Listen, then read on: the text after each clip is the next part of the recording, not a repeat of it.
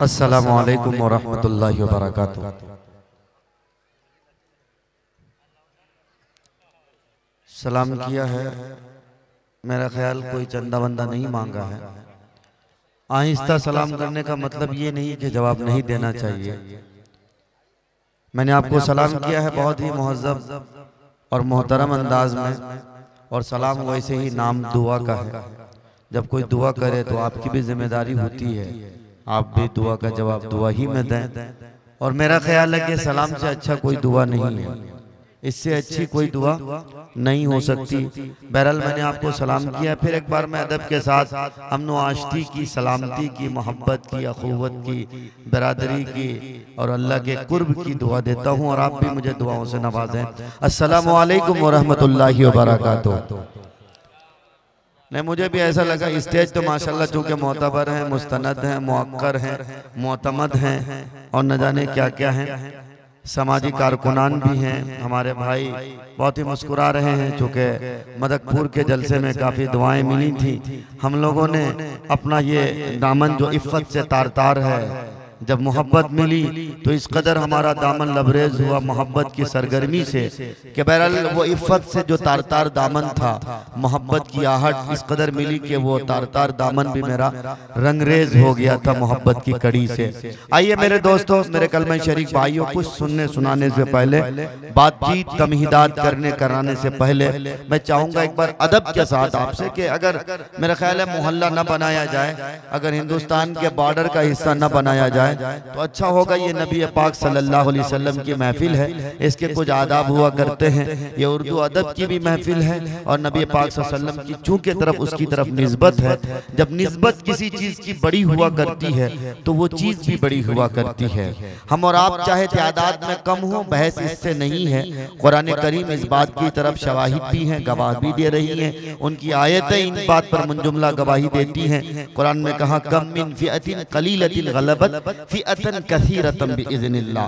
याद रखना, थोड़े लोग हो, मुट्ठी भर लोग हो, लेकिन ईमानी हलावत हो, ईमानी चाशनी हो, ईमान की कुव्वत आमेज़ा उनके दिल में हो, तो वो थोड़े लोग भी बहुत कसीर लोगों पर भारी भरकम है।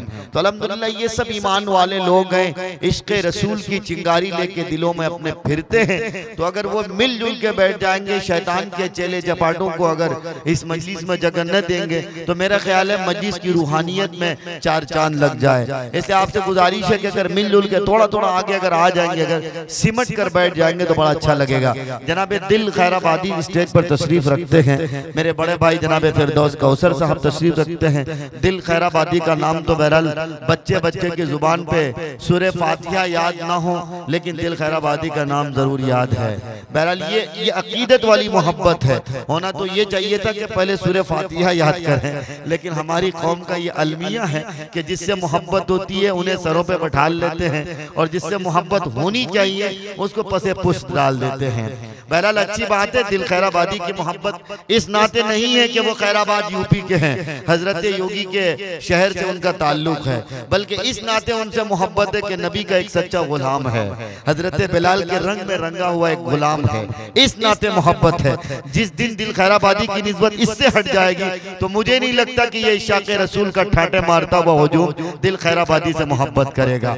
मारूफ राही से भी अगर किसी को मोहब्बत है, या मौलाना खुर्शीद साहब से भी मोहब्बत है, फिरदौस कौसर साहब से भी मोहब्बत है, मेरे छोटे भाई फैयाज तरन्नुम साहब से भी मोहब्बत है, मौलाना गुलाम मुस्तफ़ा साहब से भी मोहब्बत है, तो इस नाते है कि ये वारिसाने अंबिया है।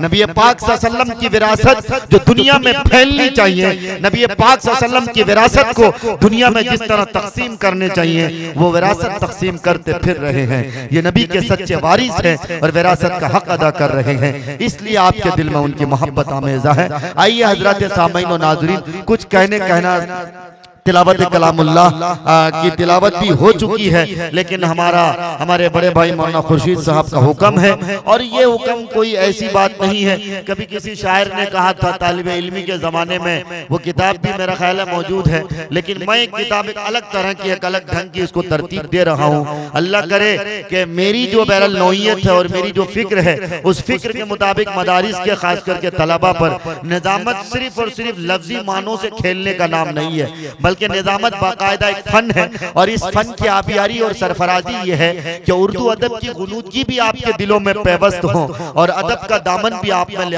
मलहूज रखने का सलीका हो। ये दोनों रास्ते और ज़ाब्ते जब आपके पास हो तो आप सच्चे नाजिब और नकीब हो सकते हैं। वो न हो सकता हो कि लतीफ़ों से और चुटकुलों से और इस तरह से नज़मिया शायरी कहकर लोगों को गुदगुदा देने से कोई नाजिम अगर बन सकता हो तो मेरा ख्याल है कि तारीख बहुत कम ही लम्हे में उन्हें फरामोश कर सकती है।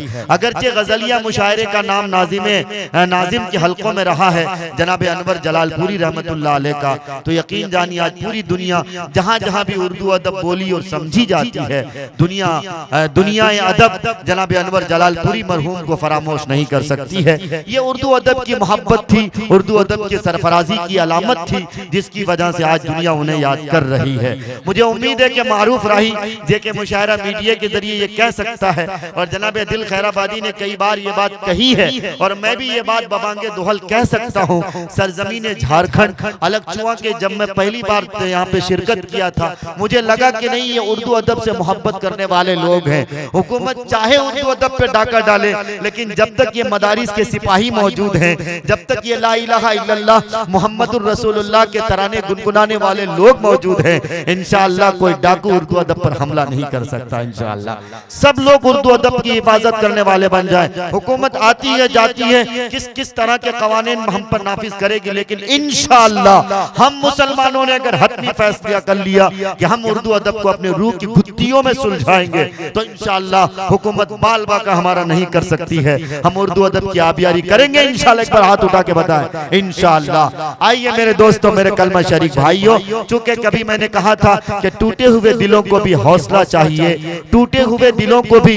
हौसला चाहिए, कारवां के लिए बस एक मुक्तदा चाहिए। जब कोई मजलिस, जब कोई महफिल, जब कोई नशिश कायम हुआ करती है तो उसकी सरबराही के लिए, सरपरस्ती और सदारत के लिए एक ऐसी शख्सियत का इंतखाब और इंतजाम किया जाता है जिनके सरबराही में, जिनकी रहबरी में, जिनकी क़यादत और सियादत में, जिनकी सदारत और सरपरस्ती में जलसा और हमारा वो प्रोग्राम, हमारी वो महफिल हुस्न इंतजाम के साथ इब्तिदा से इंतहा के सरहद को पार कर जाए, इसके लिए एक नाम का इंतखाब किया जाता है।